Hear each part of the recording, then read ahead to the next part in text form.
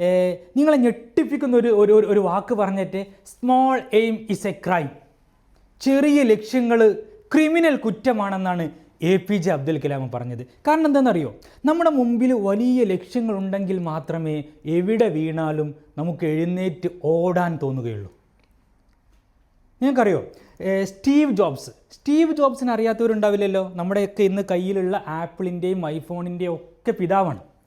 അദ്ദേഹത്തിൻ്റെ ഒരു പ്രസിദ്ധമായൊരു പ്രസംഗമുണ്ട്. സ്റ്റാൻഫോർഡ് യൂണിവേഴ്സിറ്റിയിൽ 2005 അദ്ദേഹം നടത്തിയ ഈ പ്രസംഗം, പ്രത്യേകിച്ച് ഇന്നത്തെ ഒരു സിറ്റുവേഷനിൽ എല്ലാ ബിസിനസ്സുകാരും എംപ്ലോയീസും എല്ലാവരും നിർബന്ധമായിട്ടും അത് കേൾക്കണം. യൂട്യൂബിലും അതിൻ്റെ PDF അതിൻ്റെ ടെക്സ്റ്റ് വേർഷനൊക്കെ ഉണ്ട്. അതിൽ അദ്ദേഹത്തിൻ്റെ ചരിത്രത്തെ മൂന്ന് സ്റ്റോറിയിലൂടെ അവതരിപ്പിക്കുന്നുണ്ട് അദ്ദേഹം. ഞാൻ ഈ ഘട്ടത്തിൽ പറയാൻ കാരണം എന്താണെന്നറിയോ, നമ്മളിപ്പം പലർക്കും ബിസിനസ്സിൽ തിരിച്ചടികൾ നേരിടുന്നു, അല്ലെങ്കിൽ പലരുടെയും ജോലി നഷ്ടപ്പെടുന്നു. ഈ സമയത്തൊക്കെ എങ്ങനെ ഓവർകം ചെയ്യണം എന്നതിൻ്റെ ഒരു എനർജി കിട്ടാൻ നല്ല മരുന്നാണ് ഈ പ്രസംഗം.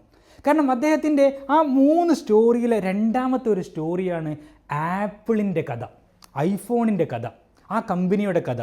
നിങ്ങൾക്കറിയോ, അദ്ദേഹം ആരംഭിച്ച് നട്ടു നനച്ച് വളർത്തിയ കമ്പനിയിൽ നിന്ന് അദ്ദേഹത്തിനെ ഡയറക്ടർ ബോർഡ് പുറത്താക്കുന്നുണ്ട്. അദ്ദേഹത്തെ പുറത്താക്കുന്നു. അദ്ദേഹം തന്നെ തരിച്ചുപോയി ഒരു ഘട്ടത്തിൽ. പക്ഷേ അദ്ദേഹം തോറ്റു കൊടുത്തില്ല. അദ്ദേഹത്തിന് മുമ്പിൽ വലിയ ലക്ഷ്യങ്ങളുണ്ടായിരുന്നു.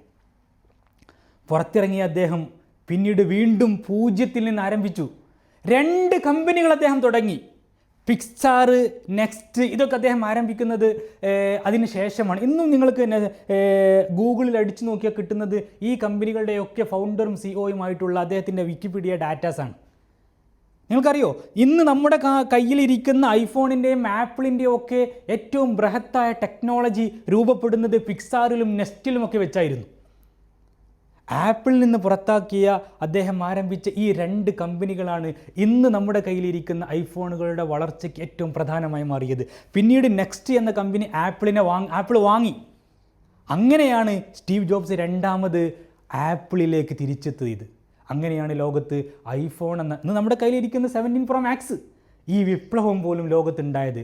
അതുകൊണ്ട് small aim is A crime. നമ്മുടെ മുമ്പിൽ എപ്പോഴും വലിയ ലക്ഷ്യങ്ങളുണ്ടാവട്ടെ. നമ്മുടെ സ്വപ്നങ്ങളും നമ്മുടെ ആഗ്രഹങ്ങളും എവിടെ വീണാലും എഴുന്നേറ്റ് ഓടാൻ നമ്മെ പാകപ്പെടുത്തുന്ന രൂപത്തിലുള്ള സ്വപ്നങ്ങളായിരിക്കട്ടെ നമ്മുടെ സ്വപ്നങ്ങൾ.